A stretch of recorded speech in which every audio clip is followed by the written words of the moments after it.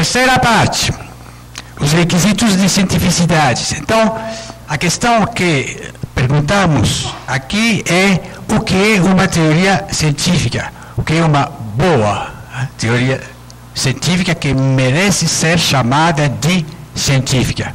Então, o primeiro requisito, primeira exigência, naturalmente, é a adequação empírica, pelo menos em relação aos fenômenos já observados. Mas, além da adequação empírica, as qualidades mais mencionadas na literatura e filosofia da ciência são a universalidade, a simplicidade e o poder explicativo. Essas são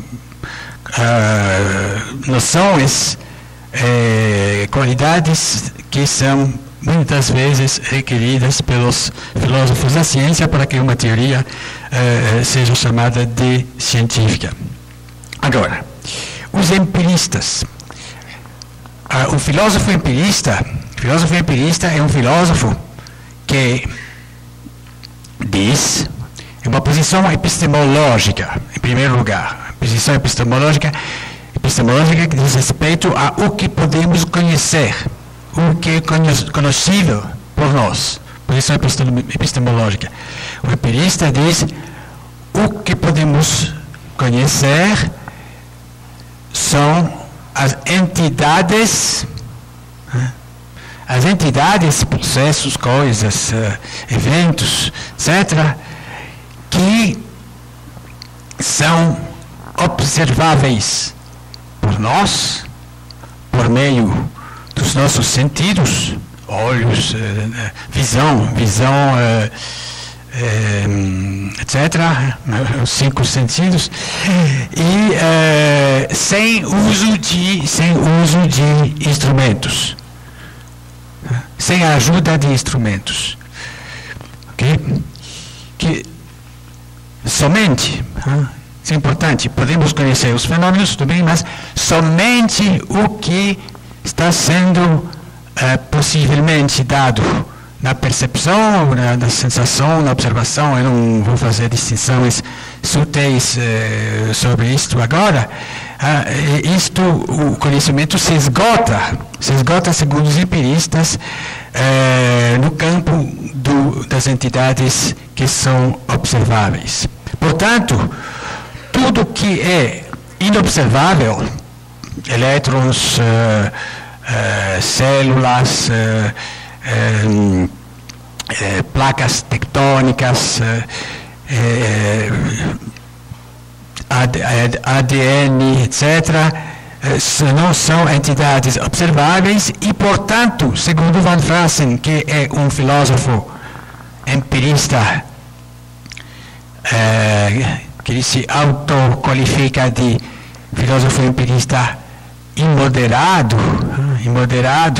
ele diz que essas entidades não são conhecíveis e não podemos afirmar que elas existem.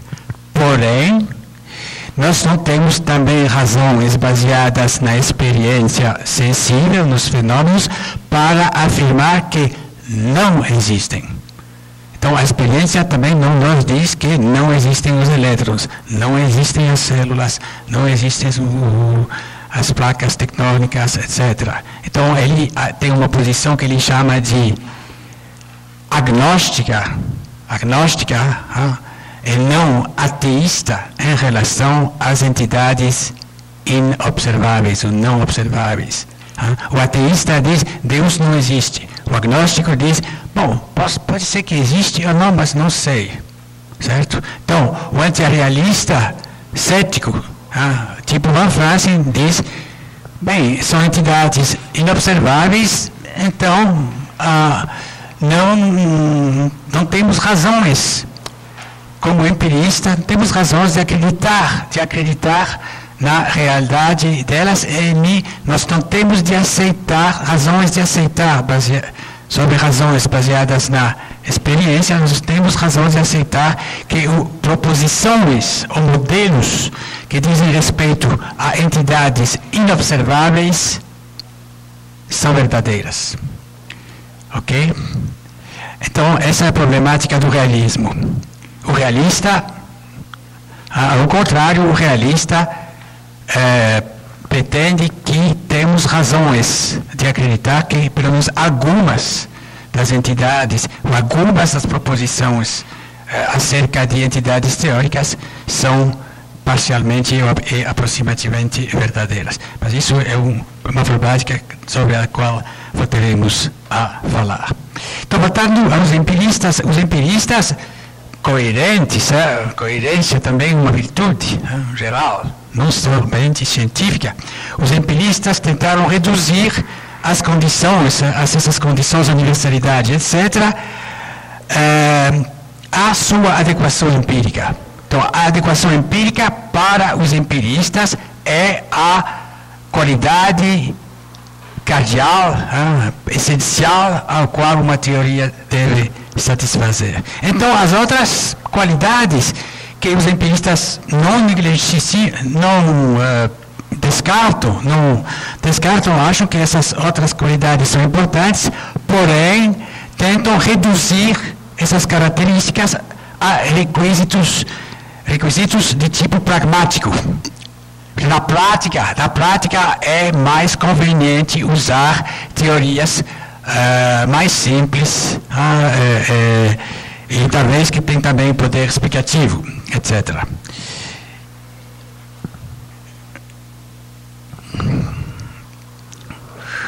Então, bom, uma teoria cujas previsões são mais exatas, naturalmente, será preferida a uma teoria menos exata. Mas é notoriamente difícil caracterizar esse requisito de precisão de um modo suficientemente rigoroso. Então, estamos falando agora da adequação empírica. Em certos contextos, a facilidade de manipulação será privilegiada em detrimento da precisão. Então, na base de critérios pragmáticos, podemos preferir uma teoria menos precisa, porque é mais fácil de usar e no contexto não é necessário ter muita precisão. Então, é legítimo em muitos casos preferir a mecânica clássica ou a óptica geométrica em detrimento da relatividade geral ou da mecânica quântica. Por isso que a mecânica clássica e a óptica geométrica continuam sendo ensinadas nas escolas e na universidade, porque são úteis, e também sejam parcialmente e aproximativamente verdadeiras. Mas o filósofo julgará sempre que uma teoria é mais empiricamente adequada, logo mais satisfatória, se os seus cálculos, os cálculos da teoria, conduzem a previsões que conformam mais precisamente aos dados. O filósofo está na sua sala, pensando, então, acha que o critério realmente, um bom critério de cientificidade é a precisão. Mas tudo bem isso, porque isso, a precisão é um dos aspectos da adequação empírica. Então, dar importância à precisão é perfeitamente em acordo com o tipo de postura empirista em filosofia da ciência. Agora, uma teoria mais geral, universal, será preferida a uma teoria cujo domínio é mais limitado. Isso também é um dos aspectos da adequação empírica. Uma teoria será mais empiricamente adequada se ela contiver mais modelos, nos quais uma quantidade maior de dados possa estar imersa. Uma teoria mais abrangente, que dá conta de muitas observações, é mais satisfatória. Por essa razão, os empiristas dão muita importância à unificação de teorias existentes, realizada por teorias mais abrangentes, com grau de generalidade maior. A mecânica de Newton, como vocês sabem, unifica a mecânica celeste de Kepler e a mecânica terrestre de Galileu. A teoria sintética da evolução unifica a teoria da seleção natural de Darwin e a genética de Mendel, etc. A teoria unificatória, em geral, além de aumentar a exatidão das previsões, permite predizer novas observações e aumentar o poder preditivo. Por exemplo, a teoria de Newton aumenta a precisão das previsões da teoria e permite também prever novos fenômenos, o retorno do cometa de Halley e os movimentos das marés, que não eram explicados antes. Então, essa é a adequação empírica. Mas como acrescentei, utilizamos uma teoria científica não somente para predizer resultados de observação, para previsão, mas também para tentar entender, compreender e explicar os fenômenos.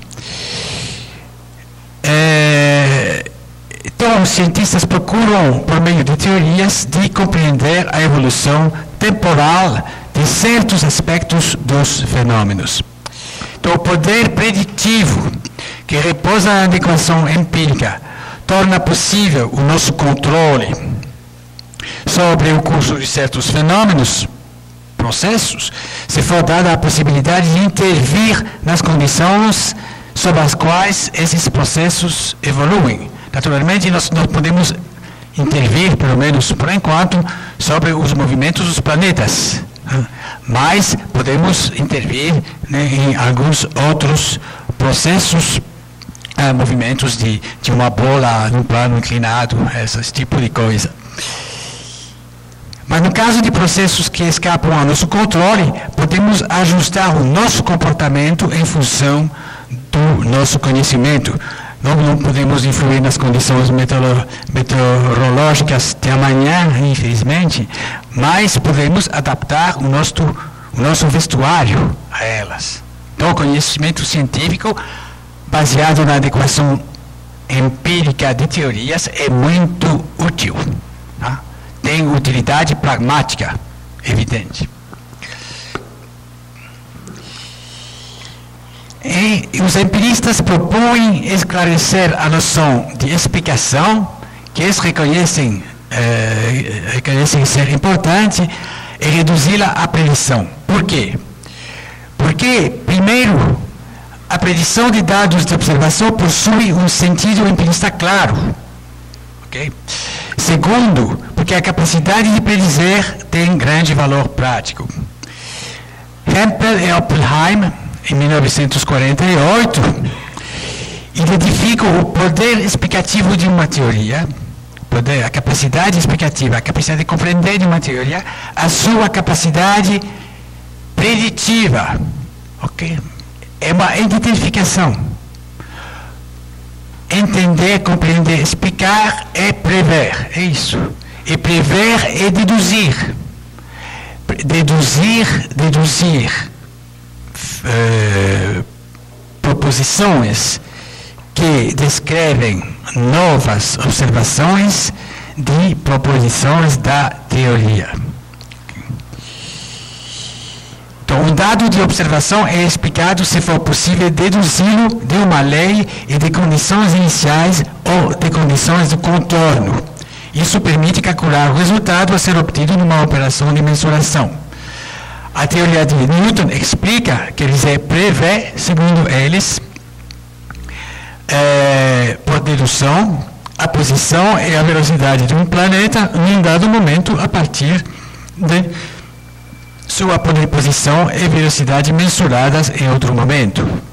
Então, se conhecemos a posição e a velocidade do planeta Marte em um certo momento, podemos, por meio da mecânica clássica, predizer, logo explicar, segundo eles, explicar porque o planeta Marte se encontra em tal lugar, com tal velocidade em outro momento. Futuro e também passado. Agora, essa noção de explicação, então, essa redução da explicação à predição, por Hempel e Oppenheim, essa é famosa, essa é uma noção clássica da filosofia da ciência, é formulada dentro de uma concepção das teorias científicas que considera as teorias não como modelos. Estamos em 1948. A aproximação semântica por modelos das teorias, Van Fraasengeer, etc., começa nos anos 60, 70, 1960, 70. Então, Hempel e Oppenheim, que são muito influenciados pelo positivismo lógico de Carnap, etc.,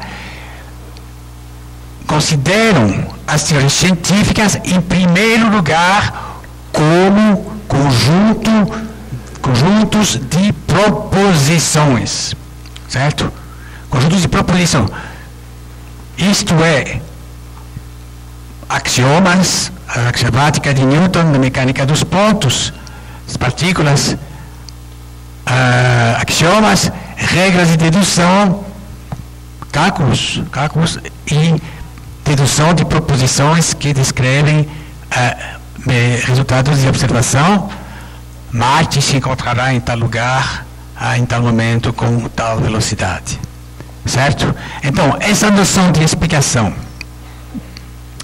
que é uma redução, mais uma vez, da explicação à predição, é formulada por Hempel e Oppenheim no quadro de uma aproximação das teorias que se opõem à aproximação semântica e que se chama de sintática.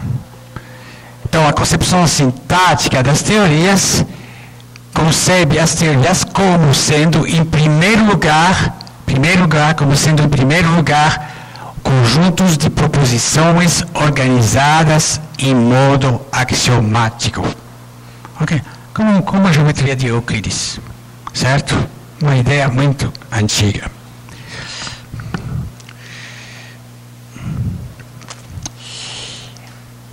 Então, essa concepção de Hempel e Oppenheim da noção da explicação, que se chama de Covering Law Model of Explanation, ou do modelo dedutivo nomológico, DN, da explicação, apoia-se não somente nas leis científicas. Então, as leis são os axiomas, as leis de proposições mais gerais, universais da teoria, mas também numa visão das teorias, segundo a qual as teorias científicas são, antes de mais nada, conjuntos de proposições de preferência organizados em modo axiomático, e essa concepção das teorias chama-se de sintática e se opõe à concepção semântica ou modelizante. Agora, aqui uso a palavra explicitação. Tem uma distinção entre explicitar e explicar. Explicitar um termo, uma palavra, é dar uma definição, definição que se encontra num dicionário. Tá? Dicionário explicita o sentido de uma palavra. Ok? Certo? Uma explicação é outra coisa. A noção de explicação é ligada à noção de compreensão. Então, o que Hempel e Oppenheim fazem é de providenciar, o que eles pretendem providenciar, uma explicitação e não uma explicação do conceito de explicação. Então, a explicitação do conceito de explicação por Hempel e Oppenheim, essa explicitação consiste em definir a explicação científica como sendo a dedução de proposições e previsões a partir de proposições mais gerais e de condições iniciais. Ok?